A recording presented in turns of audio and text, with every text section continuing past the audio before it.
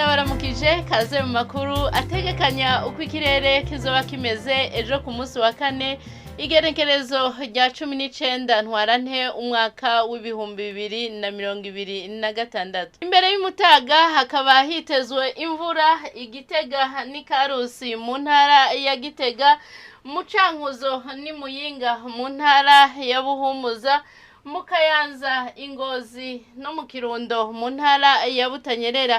Ahasigaye hakazoba hitezwe ikirere kirimo ibicu, hakazocamo n'ibihe vy'izuba hamwe hamwe.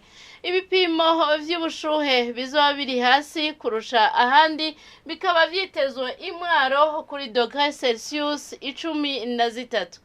Inyuma y'umutaga hitezwe imvura mu ntara zose zigize igihugu cacu, mu Rumonge, Ibujumbura n'Ibubanza hakazocamwo n'ibihe vy'izuba.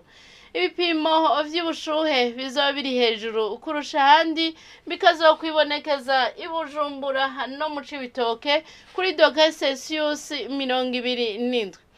Hitezwe yuko izuba rizoseruka igihe c'isaha 12:07 z'agatondo, riheze rirenge igihe c'isaha 12:14 z'umuhingamo.